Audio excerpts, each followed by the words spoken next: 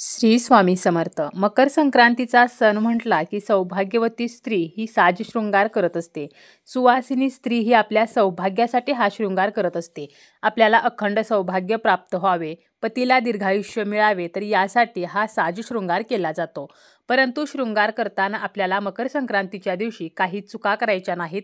त्याचप्रमाणे कोणी कितीही मागितलं तरी आपल्या ज्या काही वस्तू आहेत तर त्या चुकूनही इतर स्त्रीला द्यायच्या नाहीत. अशा कोणत्या वस्तू आहेत तर हे सुद्धा आपण या व्हिडिओमध्ये पाहणार आहोत. व्हिडिओला सुरुवात करण्याअगोदर तुम्ही जर चॅनलवरती नवीन असाल आणि पहिल्यांदाच माझे व्हिडिओ पाहत असाल तर चॅनलला सबस्क्राईब करा. व्हिडिओ माहितीपूर्ण वाटला तर व्हिडिओला लाईक करा. अलीकडच्या धावपळीच्या जीवनामध्ये दररोज प्रत्येकीला साजशृंगार करणे हे शक्य होत नाही. त्यामुळे सणावाराला मकर संक्रांतीच्या सारख्या सणाला आपण साजशृंगार जो आहे तर तो करत असतो. आता 16 शृंगार करताना आपण कोणत्या गोष्टी या लक्षात घ्यायला हव्यात. 16 शृंगार म्हणजे काय तर त्यामध्ये पहिलं येतं ते म्हणजे स्नान, यानंतर येतं ते म्हणजे मंगळसूत्र, कुंकू किंवा टिकली, बांगड्या, शिंदूर, त्यानंतर पैंजण, जोडवी, मेहंदी, कानातले, बिंदी, नथ, अंगठी, बाजूबंद, बिचवे, साडी, लाखेचा चुडा, केसातील गजरा, काजळ. तर या सर्व वस्तूंचा वापर करून आपण शृंगार करत असतो आणि ह्या ज्या वस्तू आहेत तर त्याला आपण 16 शृंगार म्हणत असतो. आता हे 16 शृंगार करताना कोणकोणत्या गोष्टींचा आपल्याला विचार करायचा आहे, अन्यथा आपल्याला त्याचे दुष्परिणाम जे आहेत तर ते भोगावे लागत असतात.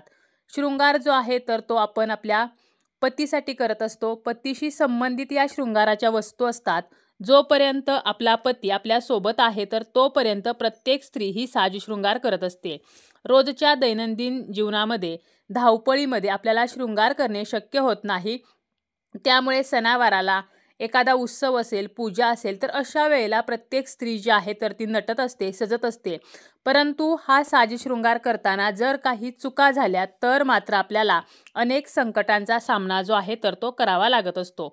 आता काही जणी काय करतात की अगोदर सिंदूर लावतात आणि त्यानंतर आपला चेहरा जो आहे तर तो धुतात आणि त्यानंतर मेकअप करतात. परंतु हे पूर्णपणे चुकीचे आहे. याचे दुष्परिणाम होत असतात. त्यामुळे आपल्याला अगोदर चेहरा जो आहे तर तो आपल्याला धुवायचा आहे. केस विंचारून आपल्याला सिंदूर जो आहे तर तो लावायचा आहे आणि यानंतर आपण मेकअप जो आहे तर तो करू शकतो. परंतु सिंदूर लावल्यानंतर चेहरा जो आहे तर तो आपल्याला धुवायचा नाही. तर ही एक आपल्याला काळजी घ्यायची आहे. यानंतर आपण जेव्हा आपले केस धुतो तर त्यावेळेला काही वेळाने आपण सिंदूर लावतो. परंतु असे न करता केस धुतल्यानंतर इतर गोष्टी करण्या अगोदरच आपल्याला भांगामध्ये सिंदूर जो आहे तर तो लावायचा आहे. सुवासिनी स्त्रीसाठी हे अत्यंत महत्त्वाचे आहे की शृंगार करताना आपल्याला कोणीही पाहणार नाही. खास करून आपल्या घरातील आपला पती सोडून इतर पुरुष बघणार नाही. तर अशा प्रकारे आपल्याला भांगामध्ये कुंकू किंवा सिंदूर जो आहे तर तो आपल्याला भरायचा आहे. आता आपल्याला जर हे शक्य होत नसेल तर डोक्यावरून पदर घ्यायचा आणि त्या पदराच्या आडून आपल्याला सिंदूर जो आहे तर तो लावायचा आहे.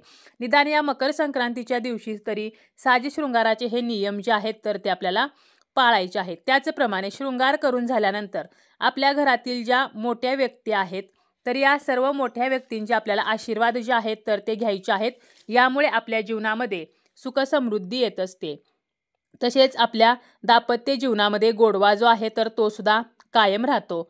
कधीही आपला गळा जो आहे तर तो मोकळा ठेवायचा नाही. आता मकर संक्रांत म्हटलं की आपण साडीनुसार मंगळसूत्र जे आहे तर ते सुद्धा घालत असतो किंवा अलीकडे बऱ्याच वेळेला मंगळसूत्र जे आहे तर ते बदलून बदलून घातली जातात. त्यामुळे आपण जेव्हा मंगळसूत्र बदलतो त्यावेळेला गळ्यामध्ये धागा तरी घालावा किंवा चेन घालावी. परंतु चुकूनही गळा जो आहे तर तो आपल्याला मोकळा ठेवायचा नाही. रिकामा गळा जो आहे तर तो पती आणि पुत्र दोघांसाठी सुद्धा अशुभ मानलेला आहे. तसेच रिकाम्या गळ्याने कधीही उंबरा ओलांडू नये असे सुद्धा म्हटले जाते. त्यामुळे आपल्याला काय करायचं आहे तर मंगळसूत्र बदलताना ही काळजी घ्यायची आहे की अगोदर आपण गळ्यामध्ये दुसरं मंगळसूत्र घालून पहिलं काढू शकतो. एक तर असं करू शकतो किंवा मग एक चेन घालू शकतो किंवा आपल्याकडे जे काही गळ्यातलं नेकपीस वगैरे असेल तर तो घालायचा आहे. परंतु गळा जो आहे तर तो रिकामा अजिबात ठेवायचा नाही. त्याचप्रमाणे यानंतरची कोणती गोष्ट आहे तर आपण जर मेहंदी लावत असू तर आपल्याला काय करायचं आहे, घराचा जो उंबरठा आहे तर त्यामध्ये म्हणजे घराची जी चौकट आहे तर त्यात बसून किंवा उभे राहून कधीही मेहंदी जी आहे तर ती आपल्याला लावायची नाही. मकर संक्रांतीसाठी मेहंदी काढताना आपण आपल्या पतीकडून थोडीशी मेहंदी जी आहे तर ती आपल्या हातावरती काढून घ्यावी, कारण हे अतिशय शुभ मानले जाते. त्याचप्रमाणे आपला पती जर बाहेरगावी असेल तर तुम्ही शृंगार केल्यानंतर पतीला व्हिडिओ कॉल वगैरे करू शकता किंवा व्हिडिओ कॉल करून त्यानंतर तुम्ही तुमच्या भांगामध्ये सिंदूर वगैरे लावू शकता, कारण आपल्या पतीसमोर शृंगार करणे हे अतिशय शुभ मानले जाते. जेव्हा आपली वेळ चांगली असते तर तेव्हा सर्व गोष्टी या चांगल्या वाटतात, परंतु जेव्हा चांगली वेळ आपली साथ सोडते तेव्हा परिस्थिती खूप वाईट होत असते आणि त्यासाठी आपल्याला या छोट्या छोट्या ज्या चुका आहेत तर त्या करायच्या नाहीत. तसेच आपले जे हात आहेत तर त्यांना सुद्धा कधीही रिकामं ठेवू नये. हातामध्ये सुद्धा आपल्याला 2-2 का होईना बांगड्या ज्या आहेत तर त्या घालायच्या असतात. आता खास मकर संक्रांतीनिमित्त बांगड्या ज्या आहेत तर त्या भरायलाच हव्यात. वर्षभरामध्ये कधीही जरी आपण नवीन बांगड्या घेतल्या नाहीत तरी चालतील, परंतु मकर संक्रांतीच्या सणाला आपल्याकडे घरामध्ये कितीही बांगड्या असतील तरीसुद्धा हिरव्या काचेच्या बांगड्या ज्या आहेत तर त्या आपल्याला मकर संक्रांतीनिमित्त भरायच्याच आहेत. जास्त शक्य नसेल तरीसुद्धा 6-6 बांगड्या, म्हणजे एका हातामध्ये 6 एका हातामध्ये 7, कारण नेहमी बांगड्या घालताना दोन्ही हातामध्ये समान बांगड्या न घालता एका हातामध्ये एक बांगडी जास्त घालायची, कारण बांगड्या घालण्याचे सुद्धा काही नियम आहेत. याची माहिती देणारा इन डिटेल व्हिडिओ चॅनलवरती आहे, तर तो सुद्धा तुम्ही पाहू शकता. तर अशा प्रकारे शृंगार करताना आपले हात आपल्याला रिकामे ठेवायचे नाहीत, हातामध्ये बांगड्या असायला हव्यात. आता जुन्या बांगड्या ज्या आहेत तर त्या काढून आपण जेव्हा नवीन बांगड्या भरणार आहोत तर त्यावेळेला सुद्धा आपल्याला हातामध्ये धागा बांधायचा आहे किंवा आपण ब्रेसलेट घालू शकतो आणि त्यानंतर बांगड्या भरायच्या आहेत, परंतु चुकूनही बांगड्याविना आपले हात जे आहेत तर ते आपल्याला रिकामे ठेवायचे नाहीत. मकर संक्रांतीच्या दिवशी सौभाग्यवती स्त्रीने काही वस्तू या अजिबात इतर स्त्रीला देऊ नयेत. तर या वस्तू कोणत्या आहेत? तर पहिलं आहे ते म्हणजे आपलं मंगळसूत्र. मकर संक्रांतीनिमित्त आपण एकमेकींना वाण देत असतो. यामध्ये खास करून आपण सौभाग्याच्या वस्तू देत असतो. वाण म्हणून आपण मंगळसूत्र देऊ शकतो, परंतु आपलं जे मंगळसूत्र आहे म्हणजे जे आपण वापरलेलं आहे तर असं मंगळसूत्र चुकूनही इतर स्त्रीला देऊ नये. ज्योतिषशास्त्रामध्ये मंगळसूत्राबाबत एक अतिशय महत्त्वाची गोष्ट सांगितलेली आहे, ती म्हणजे अशी की कोणत्याही स्त्रीने दुसऱ्या स्त्रीचे मंगळसूत्र घालू नये. असे करणे अशुभ मानले जाते आणि याचा वैवाहिक जीवनावरती परिणाम होत असतो.